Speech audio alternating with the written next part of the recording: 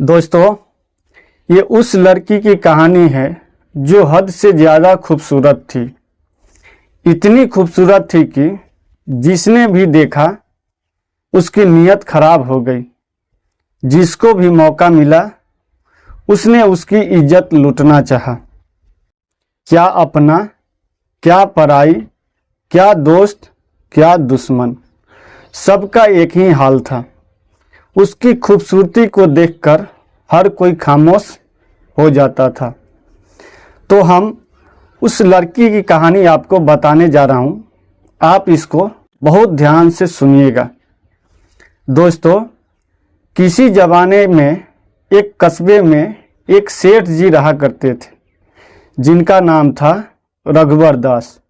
परिवार में 3 लोग थे, सेठ जी, उनका बड़ा बेटा और उनकी एक बेटी थी। बेटी 16 साल की थी, जिसका नाम गौरी था। उनकी परचून की दुकान भी थी। काफ़ी सम्मानित व्यक्ति थे, अच्छी खासी दुकान चलती थी। बड़ा बेटा उनके साथ ही दुकान का काम संभालता था। सेठ जी के साथ उनकी लड़की भी एक कस्बे में बहुत सारे बच्चों के साथ पढ़ाई करती थी। उसमें मौलवी साहब हुआ करते थे, जो शिक्षक थे। दोस्तों, लड़की बहुत खूबसूरत थी। दूध जैसी गोरी थी, गहरी आंखें थी, गुलाबी होठ था, कमर तक उसके लंबे बाल था। दोस्तों, जिस स्कूल में पढ़ती थी उसमें जो टीचर हुआ करते थे, मौलवी साहब, उनकी जो नीयत है उस लड़की पर खराब हो जाती है। वो उसको अपने पास बुलाते हैं, पूछताछ करते हैं, उससे नज़दीकियाँ बढ़ाने की कोशिश करते हैं। लेकिन लड़की बहुत मासूम थी, उसको कुछ समझ में नहीं आता है। तो मौलवी साहब सोचते हैं कि बहुत सीधी सादी है और ऐसे बात नहीं समझेगी। मौलवी साहब ने कहा कि तुम छुट्टी होने के बाद रुकना। ऐसा ही हुआ, स्कूल छुट्टी हो गया, सारे बच्चे स्कूल से चले गए, गेट बंद हो गया। इन हाथों से तुम बहुत सुंदर दिखती हो, ये कहते हुए उन्होंने धीरे से उसका हाथ चूम लिया। उसके बाद उसके पैरों पर अपना पैर रखते हुए बोले कि जब तुम इन कदमों को स्कूल में रखती हो तो बहुत अच्छा लगता है। अपने पैरों से उसके पैर को धीरे धीरे दबाने लगे, सहलाने लगे। उसके बाद फिर उसके सर पर हाथ रखते हुए उसके बालों से खेलते हुए धीरे धीरे उसके गालों तक अपने हाथ लाकर उसके होठों पर उंगलियां रख देते हैं और कहते हैं कि जब तुम इन होठों से पढ़ती हो या कुछ बोलती हो तो फूल बरसते हैं। लड़की सोच रही थी कि गुरुजी हमारी तारीफ कर रहे हैं। उसको इन सब बातों का कोई अनुभव नहीं था। पहले कभी उसके साथ ऐसी हरकत किसी ने नहीं किया था। लड़कियों से उसने कुछ बातें सुनी होगी। उसके बाद खड़े हो गए मौलवी साहब और उसके होठों से उंगलियां हटाते हुए उसको किस करने की कोशिश करते हैं। फिर मौलवी साहब आगे बढ़कर कमर को पकड़ लिया, उसको जकड़ लिया। उसके बाद उसको जमीन पर गिरा दिया। बोले कि घबराओ नहीं, ये भी एक पढ़ाई का हिस्सा है। ये भी तुमको पढ़ना है, ये भी तुमको सीखना है। अगर पढ़ोगी नहीं तो पास कैसी होगी। फिर उसके बाद उसके ऊपर झुकते हुए उसके दुपट्टे को निकाल कर फेंक दिया और उसके साथ जबरदस्ती करने लगा।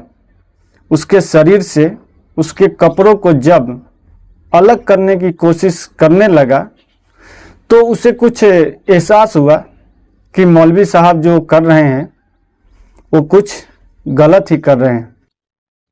फिर उसने जोर से उसको धक्का दे दिया और हिम्मत जुटाकर खड़ी हो गई।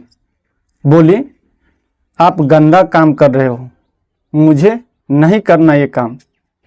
अपना बैग उठाई, दुपट्टा उठाई और वहाँ से चली गई। अगले दिन फिर स्कूल शुरू हुआ। मौलवी साहब का फिर वही सिलसिला जारी रहा। जब हद से ज़्यादा हो गई तब मौलवी साहब उसको धमकी भी देने लगे कि तुम्हारी मैं ज़िंदगी बर्बाद कर दूंगा, तुम्हें स्कूल से निकलवा दूंगा, मैं शहर से निकलवा दूंगा, तुम्हारे भाई को भी पढ़ाया हूँ, तुम्हारे बाप से भी मेरी अच्छी जान पहचान है, तुम्हारे बाप से भी कहूँगा।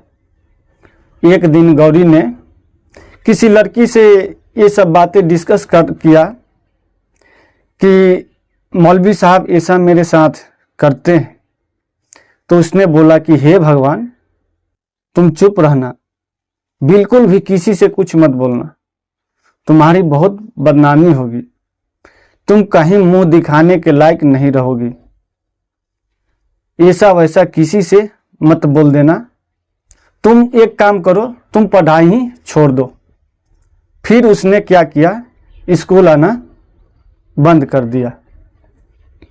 पिताजी ने बोला, बेटी स्कूल क्यों नहीं जा रही हो? तो उसने बोला, मेरी थोड़ी पिताजी तबीयत खराब है, इसलिए मैं नहीं स्कूल जा रही हूँ। और इधर मौलवी साहब उसकी खूबसूरती के तो कायल हो चुके थे। अब वो सोच रहे थे कि जैसे तैसे इसको हासिल कैसे करना है, और नहीं कर पाऊंगा तो इसको किसी काम का नहीं छोड़ूंगा। एक दिन वह सेठ जी के घर पहुंच गए। सेठ जी दुकान में थे। सेठ जी ने मौलवी साहब को देखा, मौलवी साहब को बैठने के लिए बोला। मौलवी साहब बैठते हुए बोला कि सेठ जी, गौरी स्कूल क्यों नहीं आती है? उन्होंने बोला, पता नहीं, बोलती है तबीयत खराब है। उन्होंने बोला कि उनको उस गौरी को बुला दो। गौरी आई। उसके बाद सेठ जी चले गए, क्योंकि वो व्यस्त आदमी थे, उनके दुकान पर हमेशा लोग खड़े रहते थे। मौलवी साहब ने कहा, मेरा कहा मान लो, वरना बहुत पछताओगी। गौरी बोली, मुझे नहीं पढ़ाई करना है, मुझे स्कूल नहीं जाना है, आप यहाँ से चले जाओ। फिर वो बोले और वहाँ से गौरी चली गई। फिर सेठ जी, मुझे आपसे कुछ बात करनी है। सेठ जी वहाँ पर आ गए। जो आपकी लड़की है, इसका चाल चलन ठीक नहीं है। इतनी सीधी लड़की को पता नहीं क्या हो गया है, और मैंने इसको बहुत समझाया, मेरी भी बात नहीं मानी, और जब सर से ऊपर पानी हो गया तब मैं आपके पास आया हूँ कि ये जो आपकी लड़की है आपका नाम खराब कर देगी, आपकी इज्जत को मिट्टी में मिलाकर ये रख देगी, ये चली जाएगी, आप इसको जान से मार दो या किसी नदी में फेंक दो, आप देख लेना। इतना कहकर मौलवी साहब वहाँ से चला गया। अब सेठ जी परेशान। उस दिन किसी तरीके से उन्होंने अपना काम किया। शाम को अपने बेटे को अपनी परेशानी बताई। बोला, देखो बेटा, अगर ये गौरी रहेगी तो ये समझ लेना कि हमारी इज्जत जो है वो मिट्टी में मिल जाएगी, और हम दोनों कहीं मुंह दिखाने के लायक नहीं रहेंगे। उस जमाने में दोस्तों ये सब जो बातें थी, बहुत बड़ी बातें होती थी।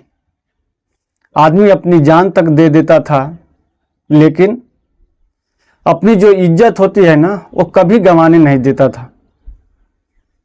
तो उन लोगों ने प्लान बनाया कि 2-4 दिन घूमने के बहाने इसको कहीं ले चलते हैं, और वहीं किसी नदी नाले में इसको धक्का दे देंगे, और आकर बोल देंगे अपने शहर में, अपने कस्बे में, गांव वालों से कि घूमने गई थी, पैर फिसल गया, नदी में गिर गई और दुनिया से चली गई। अब ये प्लान बना लिया गया। प्लान के मुताबिक, चलो गौरी कहीं घूम कर आते हैं, तुम्हारी जो तबीयत है वो भी सही हो जाएगी। फिर घूमते घूमते, उनको घूमना तो था नहीं, प्लान तो कोई दूसरा था। उनको एक जगह मौका मिला, 2-3 दिन बाद एक जंगल में एक नदी था, वहाँ पर वह लोग रात गुजारे। और आधी रात को जब गौरी गहरी नींद में सो गई, बेटा भी सो गया, तब सेठ जी को नींद नहीं आ रही थी। उठे और अपने बेटा को जगाया और बोले कि यही सही समय है, यही सही वक्त है, इसका गला दबाकर इसको मार दो, उसके बाद ले जाकर नदी में फेंक दो।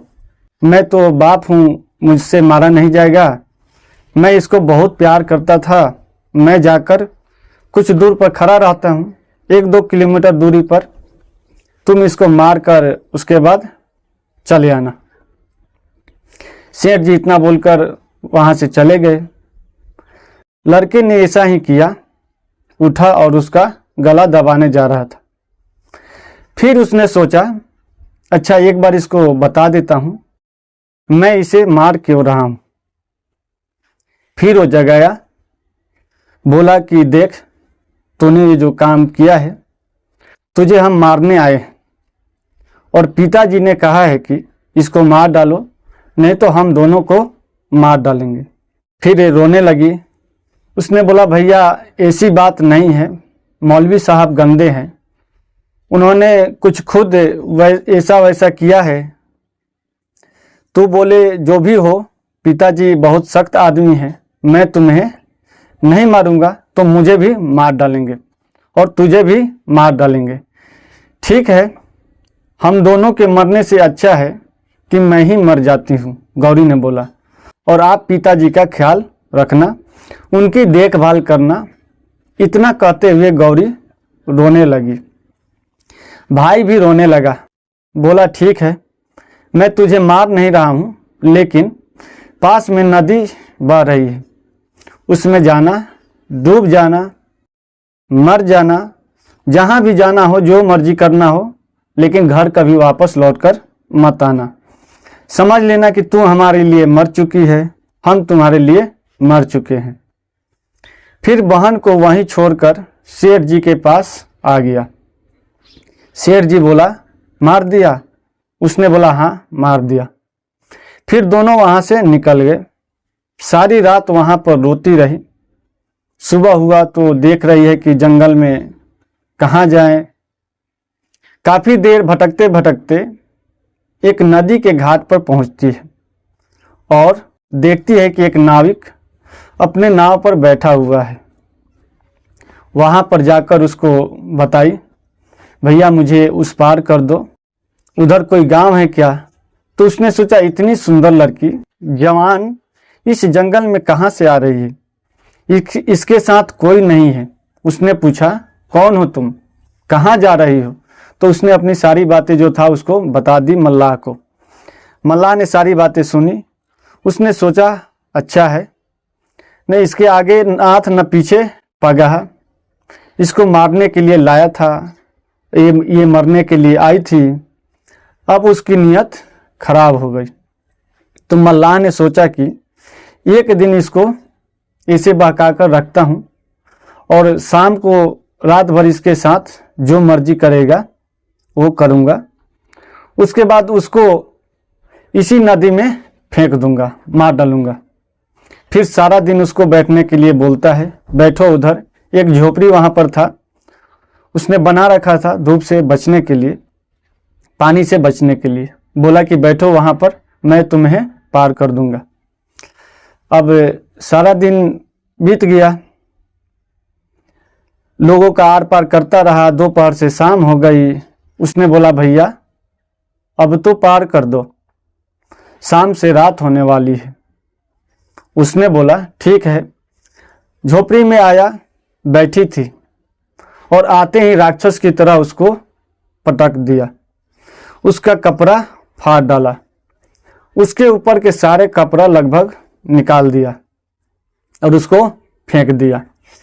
अब दिन भर भूखी थी, प्यासी थी, उसके अंदर तो वैसे भी जान नहीं था, वह विरोध भी नहीं कर पा रही थी। वह पूरी तरह से मनमानी करता रहा, जो मर्जी उसमें आता। लेकिन तभी उसकी उंगली उसके मुंह पर में आ गई और उसने जोर से उंगली को काटा और वह दर्द से छटपटाने लगा। तभी गौरी के पास में जो नदी था, वहां पर जो नाव बांध कर रखा हुआ था, वो उस पर जाकर बैठ गई और रस्सी को उसने खोलकर धक्का देकर, इससे पहले मल्लाह कुछ समझ पाता, रस्सी खुल चुकी थी, नाव खुल चुकी थी।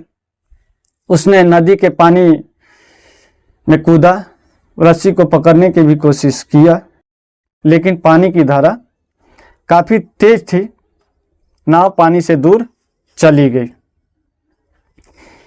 एकदम नग्न अवस्था में, फटे हुए कपड़ों में, किसी तरीके से अपनी इज्जत बचाकर अनजान मंजिल तक की तरफ वो चल पड़ी। रात हो गई, जाने कब उसको नींद आ गई।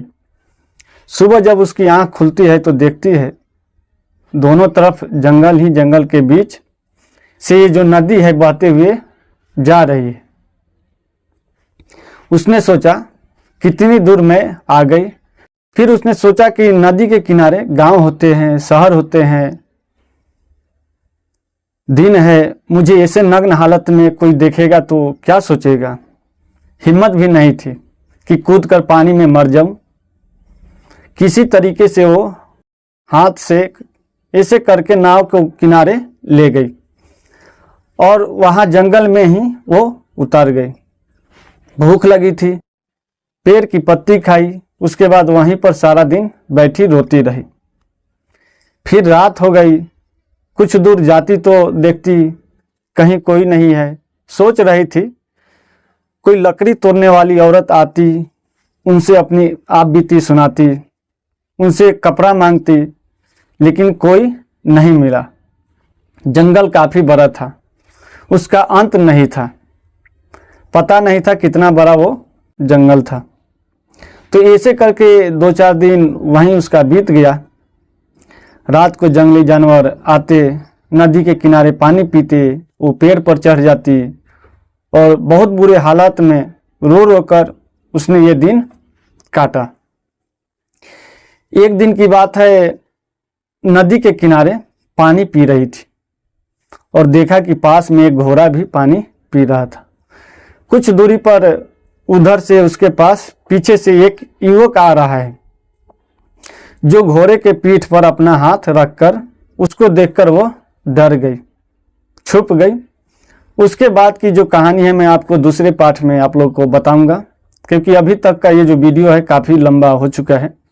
तो आप लोग दूसरे पार्ट का इंतजार करें और इस गरीब भाई को ज़रूर आप लोग मदद करें। तब तक के लिए नमस्कार, जय हिंद।